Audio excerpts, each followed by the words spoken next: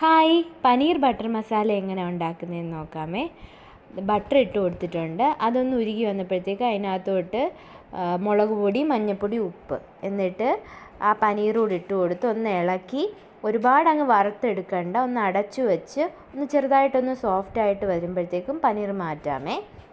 അതൊന്ന് ഒരു വശം ആയി കഴിയുമ്പോൾ ഒന്ന് മറിച്ചിട്ട് കൊടുക്കണം കേട്ടോ. എല്ലാ വശവും ഒന്ന് ആയി കഴിയുമ്പം ഒരുപാട് അങ്ങ് വറക്കണ്ട, ചെറുതായിട്ട് സോഫ്റ്റായിട്ട് വരുമ്പോൾ അത് മാറ്റി വെക്കുക. എന്നിട്ട് അതേ പാനിൽ തന്നെ 2 സവാളയാണ്, സവാളയും 1 തക്കാളി അരിഞ്ഞതുമാണ്. പുളി ഇച്ചിരി കൂടി ഇഷ്ടമുള്ളവർക്ക് 2 തക്കാളി ചേർത്ത് കൊടുക്കാം.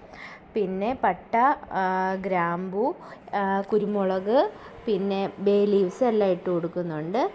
പിന്നെ 2 വറ്റൽമുളക് ഇട്ട് കൊടുക്കുന്നുണ്ട്. ഇത് എരിവ് കൂടുതലായതുകൊണ്ട് ഞാൻ 2 എണ്ണം ഇട്ട് കൊടുത്തേ.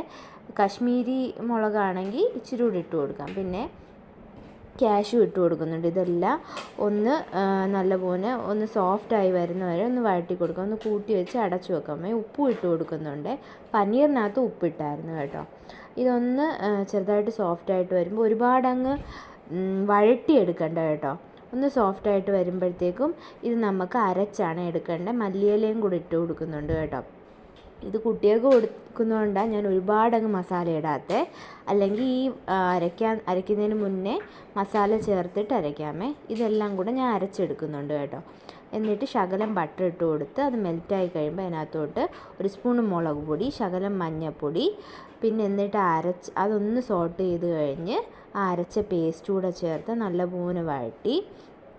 ഇതിനകത്ത് ഉപ്പ് വേണമെങ്കിൽ വെള്ളം ചേർത്തിട്ട് ശകലം കൂടെ ചേർത്ത് കൊടുത്താൽ മതിയേ. ഉപ്പ് അരയ്ക്കുന്നതിന് മുന്നേ ചേർത്തായിരുന്നു. എന്നിട്ടൊന്ന് നല്ലപോലെ മിക്സ് ചെയ്ത് കഴിഞ്ഞ് ഇതിനകത്തോട്ട് ആവശ്യത്തിന് വെള്ളവും കൂടെ ചേർത്ത് കൊടുക്കുക. ഇച്ചിരി കുഴമ്പ് പരുവത്തിന് കിട്ടണം.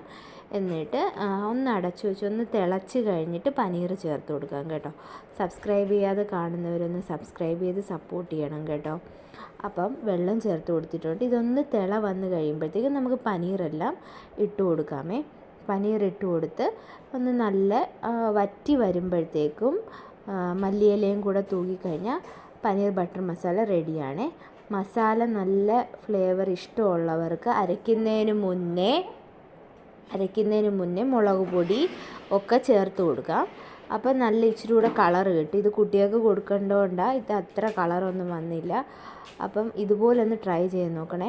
എളുപ്പക്കറിയാണ്, പെട്ടെന്ന് നമുക്ക് ഉണ്ടാക്കാൻ പറ്റും. ചിക്കൻ കറിയൊക്കെ വെക്കുമ്പോൾ സൈഡ് ഡിഷായിട്ട് വെക്കണമെങ്കിൽ പെട്ടെന്ന് നമുക്ക് ഇതുപോലെ വഴറ്റി അരച്ചെടുത്താൽ മതി.